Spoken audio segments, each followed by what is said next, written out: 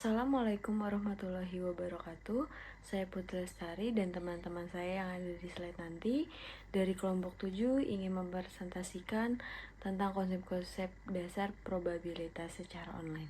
Pengertian probabilitas. Probabilitas adalah suatu ukuran tentang kemungkinan suatu peristiwa atau event yang akan terjadi di masa mendatang.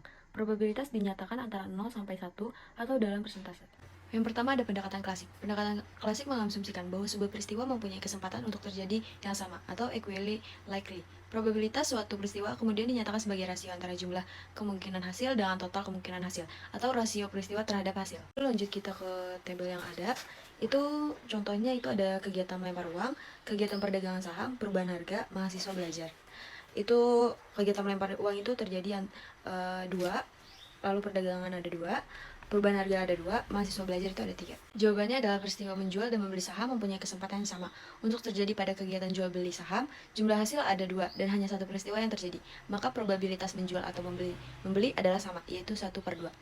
Pada suatu percobaan di mana hanya ada satu peristiwa yang terjadi, sehingga peristiwa lain tidak dapat terjadi pada suatu percobaan dengan waktu yang sama dikenal dengan peristiwa saling lepas atau mutually exclusive. Pengertian dari peristiwa saling lepas itu adalah terjadinya suatu peristiwa sehingga peristiwa lain tidak terjadi pada waktu yang sama. Pada suatu percobaan yang mempunyai hasil lebih dari satu dan semua hasil mempunyai probabilitas sama serta hanya satu peristiwa terjadi, maka peristiwa ini dikenal dengan lengkap, terbatas atau kolektif. Lengkap, terbatas, kolektif adalah sedikitnya satu dari seluruh hasil yang ada. Pasti terjadi pada setiap percobaan atau kegiatan yang dilakukan. Berikutnya pendekatan relatif. Pendekatan relatif adalah pendekatan penilaian yang mengambil patokan pembanding dari kenyataan yang diperoleh pada saat pengukuran atau penilaian itu berlangsung. Pendekatan ini dapat dikatakan sebagai pendekatan apa saja. Relativisme adalah posisi filosofis bahwa semua sudut pandang sama validnya dan bahwa semua kebenaran relatif terhadap individu. Probabilitas kejadian relatif sama dengan jumlah peristiwa yang terjadi dibagi dengan jumlah total percobaan atau kegiatan. Barusan adalah rumus dari pendekatan relatif. Untuk contoh soal pendekatan relatif ada di gambar berikut yang sudah saya share. Bisa di pause mungkin. Saya akan menjelaskan materi tentang pendekatan subjektif. Pendekatan subjektif adalah suatu pendekatan atau metode yang lebih mempertimbangkan pandangan, persepsi, atau penilaian subjektif individu atau kelompok daripada hanya mengandalkan fakta atau data yang terukur secara objektif. Pendekatan ini menggambarkan interpretasi dan pengalaman pribadi seseorang terhadap suatu situasi atau fenomena. Di sini saya akan menjelaskan rumus pendekatan subjektif. Contoh rumus untuk skala subjektif adalah skor subjektif sama dengan nilai yang dinyatakan oleh subjek per rentang skala kali J. Contoh soal pendekatan subjektif. Sebuah perusahaan melakukan penelitian kepuasan karyawan menggunakan skala subjektif 1-5, di mana 1 adalah sangat tidak puas dan 5 adalah sangat puas. Dalam survei tersebut, karyawan A memberikan penilaian 4, karyawan B memberikan penilaian 5, karyawan C memberikan penilaian 2, dan karyawan D memberikan penilaian 3. Hitunglah skor rata-rata kepuasan karyawan. Karyawan A sama dengan 4, karyawan B sama dengan 5, karyawan C 2, serta karyawan D sama dengan 3. Skor total kepuasan sama dengan 4 dari karyawan A plus 5 dari karyawan B plus 2 dari karyawan C, serta plus 3 dari karyawan D sama dengan 14. Jumlah karyawan sama dengan 4, buka kurung jumlah karyawan yang memberikan penilaian dengan skor rata-rata kepuasan sama dengan total skor kepuasan sama atau jumlah karyawan, yaitu 14/4 sama dengan 3,5. Hukum penjumlahan. Hukum penjumlahan menghendaki peristiwa yang saling lepas atau mutually eksklusif, yaitu apabila suatu peristiwa terjadi, maka peristiwa lain tidak dapat terjadi pada waktu yang bersamaan. Rumus hukum penjumlahan probabilitas adalah peluang A atau B sama dengan peluang A ditambah peluang B. Untuk suatu peristiwa yang lebih banyak dilambangkan sampai dengan huruf N, yaitu peluang A atau titik N sama dengan peluang A ditambah peluang B ditambah titik ditambah peluang N. Hukum penjumlahan pada probabilitas juga terbagi lagi menjadi dua, yaitu peristiwa atau kejadian bersamaan joint event dan peristiwa saling lepas mutually eksklusif. Berikut penjelasannya. Peristiwa atau kejadian bersama joint event. Rumusnya adalah peluang A atau B sama dengan peluang A ditambah peluang B dikurang peluang A dan B, di mana peluang A atau B sama dengan peluang A dan B. Berikut contoh soalnya. Peluang lulus Arsya dalam ujian matematika adalah 2/3, sedangkan untuk mata pelajaran bahasa Inggris adalah 4/9. Jika probabilitas lulus keduanya adalah 1/4, berapakah probabilitas Arsya untuk paling tidak lulus salah satu dari kedua pelajaran tersebut?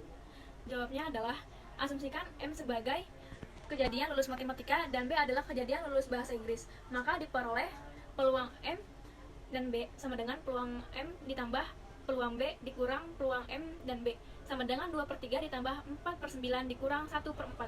Hasilnya adalah 31/36.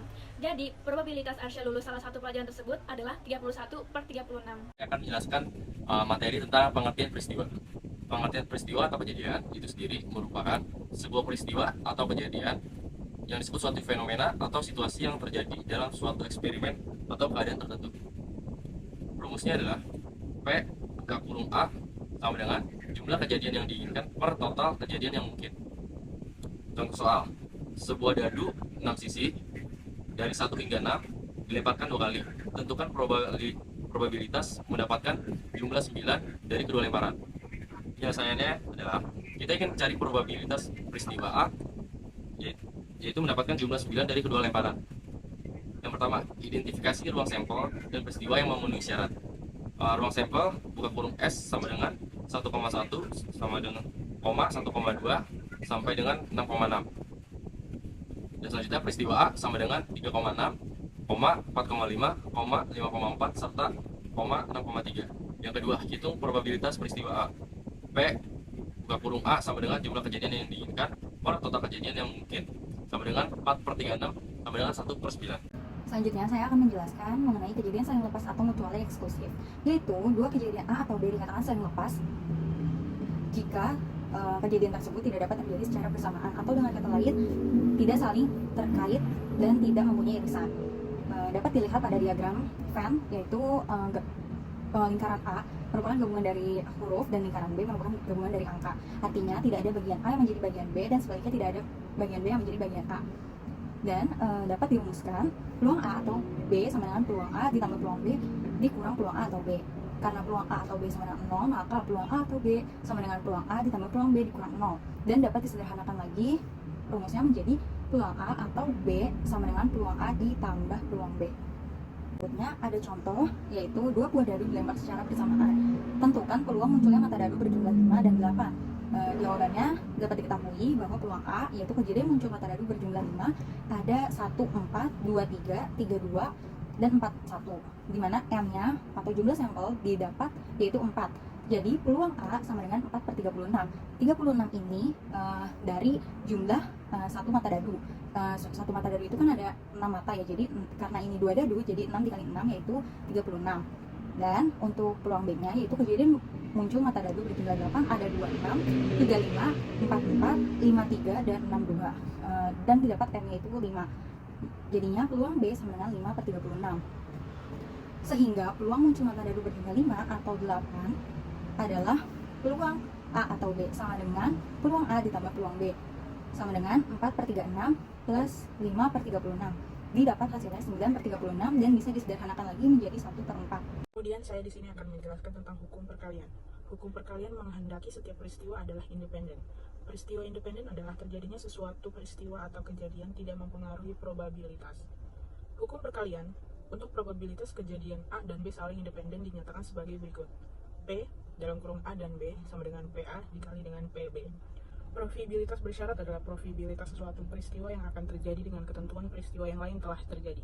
Profitabilitas bersyarat dilamakan dengan P dalam kurung AB, yaitu profitabilitas peristiwa A, dengan syarat peristiwa B telah terjadi. Hukum perkalian untuk profitabilitas bersyarat bahwa peristiwa B terjadi dengan syarat A telah terjadi dinyatakan sebagai berikut. P dalam kurung A dan B sama dengan PA dikali PBA. Kemudian pada slide ini di sini ada contoh soal dari soal bersyarat, yaitu berapa probabilitas terjualnya BCA PDA dan probabilitas HBCA terjualnya PAD. Berikut ini ada penyelesaiannya. Tabel sudah ada di slide, jadi kita langsung ke penyelesaiannya. Jadi jumlah transaksi jual adalah 120 dan saham BCA yang dijual ada 30. Maka PDA-nya sama dengan 30 dibagi 120, yaitu sama dengan 0,25. Lalu jumlah transaksi dalam BCA ada 70 dan saham BCA yang terjual ada 30.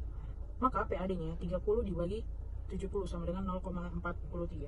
Dari nilai di atas terlihat bahwa probabilitas PDA dan PAD bisa berbeda, namun juga bisa saja sama. Saya akan menjelaskan mengenai materi probabilitas bersyarat. Oke, yang pertama pengertian probabilitas bersyarat. Probabilitas bersyarat adalah konsep dalam statistik yang menggambarkan probabilitas suatu kejadian terjadi. Kita memiliki informasi tentang kejadian lain yang sudah terjadi.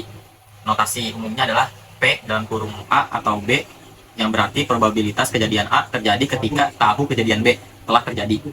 Ini saya akan menjelaskan rumus probabilitas bersyarat, yaitu P dalam kurung A atau B sama dengan P dalam kurung A dan B atau P dalam kurung B. Di sini saya akan memberikan contoh soal. Misalkan kita memiliki dua kantong bola, kantong A dan kantong B. Kantong A berisi 4 bola merah dan 6 bola biru, sementara kantong B berisi 7 bola merah dan 3 bola biru. Jika kita memilih secara acak salah satu kantong dengan probabilitas yang sama dan kemudian memilih satu bola dari kantong yang kita pilih, tentukan probabilitas kita memilih bola merah. Cara penyelesaiannya: A sama dengan kejadian memilih kantong A, B sama dengan kejadian memilih kantong B, R sama dengan kejadian memilih bola merah, B sama dengan kejadian memilih bola biru. Kita ingin mencari P dalam kurung R, probabilitas memilih bola merah.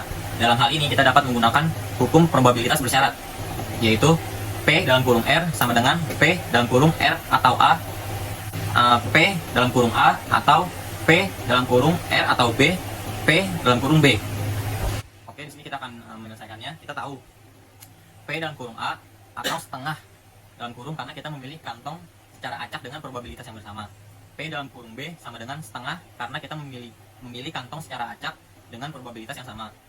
P dalam kurung R atau A sama dengan 4/10 karena ada 4 bola merah di kantong A dari total 10 bola. P dalam kurung R atau B 7/10 karena ada 7 bola merah di kantong B dari total 10 bola. Masukkan nilai ini ke dalam rumus probabilitas bersyarat. Oke. P dalam kurung R sama dengan 4/10 dikali 1/2 ditambah 7/10 ditambah 1/2 sama dengan 2/10 ditambah 7/10 sama dengan 9/10. Akan menjelaskan materi tentang peristiwa pelengkap.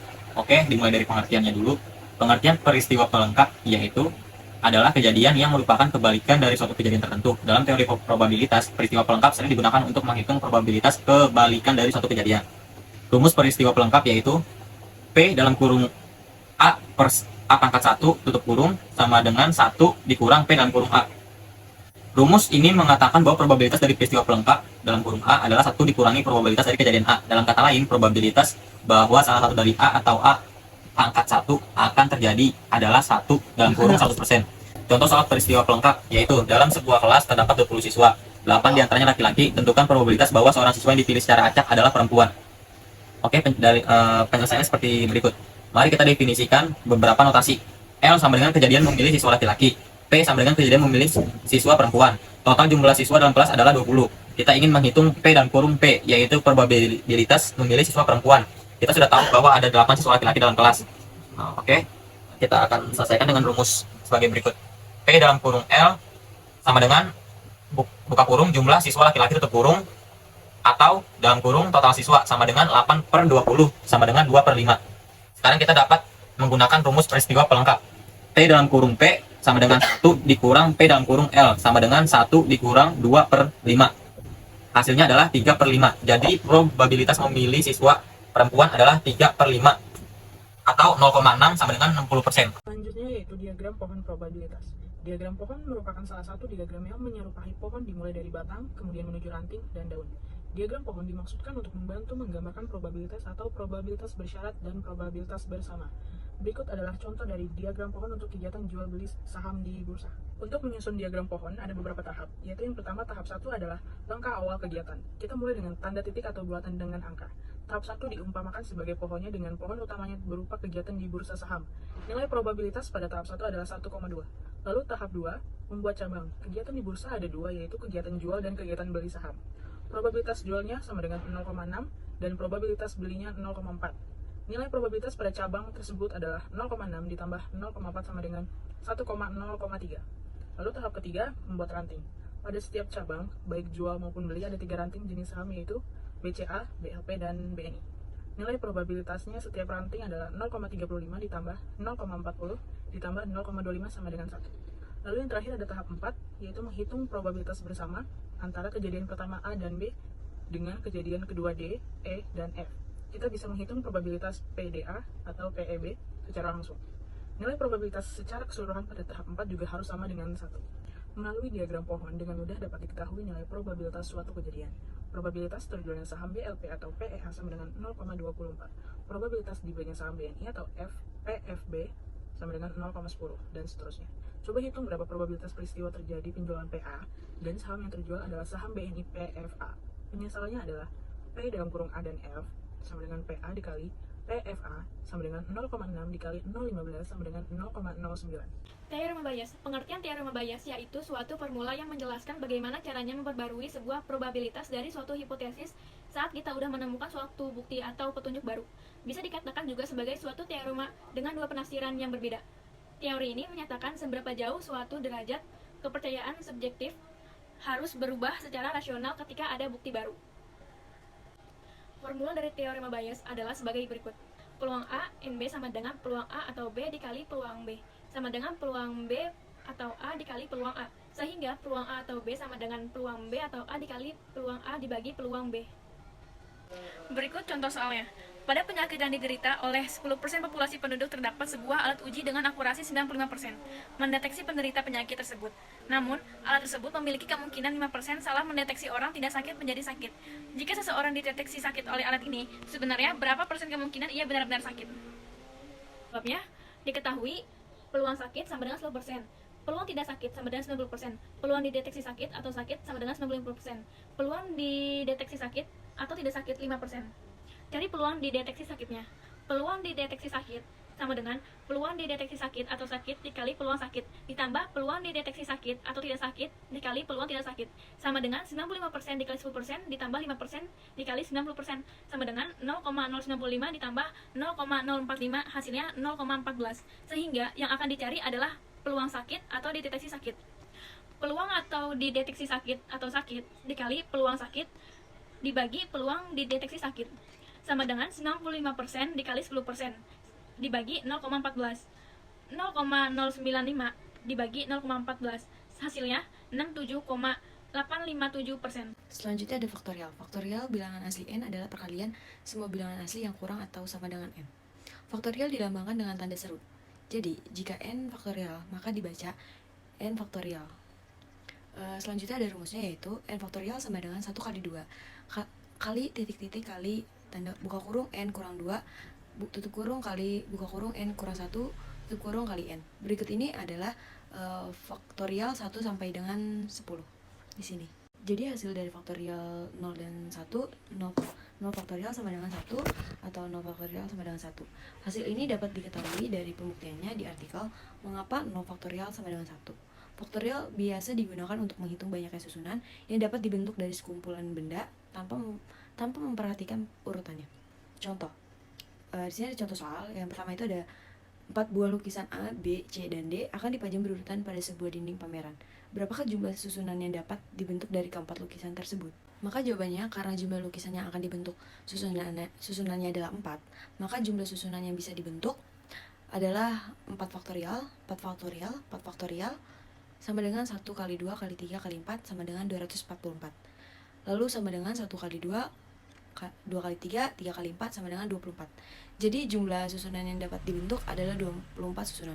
Ke-24 susunan tersebut adalah ABCD, ABDC, ACBD, ACDB, ADBC, ADCB, BACD, BADC, BCAD, BCDA, BDAC, BDCA, CABD, CADB, CBAD, CBDA, CDAB, CDBA, DABC, DACB, DBAC, DBCA, DCAB, DCBA.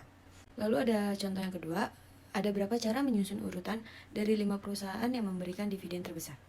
Jawabannya adalah menyusun urutan 5 perusahaan sama dengan 5 faktorial sama dengan 5 kali 4 kali 3 kali 2 kali 1 sama dengan 120 cara. Jadi ada 120 cara menyusun dividen terbesar. Selanjutnya, saya akan menjelaskan mengenai permutasi. Permutasi digunakan untuk mengetahui sejumlah kemungkinan susunan atau aransemen jika terdapat satu kelompok objek. Permutasi berkaitan dengan pengaturan atau penyusunan objek-objek dalam urutan tertentu. Dalam permutasi, urutan atau susunan dari sejumlah objek yang berbeda dianggap penting. Nah, permutasi bisa dirumuskan dengan NPR sama dengan N faktorial dibagi N dikurang R faktorial, di mana P adalah jumlah permutasi atau cara objek disusun, N adalah jumlah total objek yang disusun, R adalah jumlah objek yang digunakan pada saat bersamaan. Jumlah R dapat sama dengan atau lebih kecil, dan tanda seru merupakan tanda dari faktorial. Berikut contoh soal permutasi. Seseorang diminta untuk memilih 3 macam lukisan dari 8 lukisan yang tersedia untuk ditata berurutan di dinding. Tentukan banyak cara memilih. Diketahui N sama dengan 8, R sama dengan 3, yang ditanya adalah NPR. Lalu jawabannya 8 permutasi 3 sama dengan 8 faktorial dibagi 8 dikurang 3 faktorial sama dengan 8 faktorial per 5 faktorial sama dengan 8 dikali 7 dikali 6 sama dengan 336. Jadi banyak cara untuk memilih lukisan yang akan ditaruh di dinding, yaitu sebanyak 336 cara. Berikutnya kombinasi. Kombinasi adalah menggabungkan beberapa objek dari suatu kumpulan data tanpa memperhatikan urutannya. Karena tidak memperhatikan urutan, maka disinilah letak perbedaan antara kombinasi dan permutasi. Pada kombinasi, susunan XY sama saja dengan susunan YX. Sedangkan pada permutasi, susunan XY dan YX dianggap susunan yang berbeda. Lambang notasi dari kombinasi adalah C. Jika disebutkan N kombinasi R, maka dapat ditulis sebagai NCK. Seperti gambar berikut. Rumus kombinasi adalah sebagai berikut. Berikut juga contoh soal kombinasi.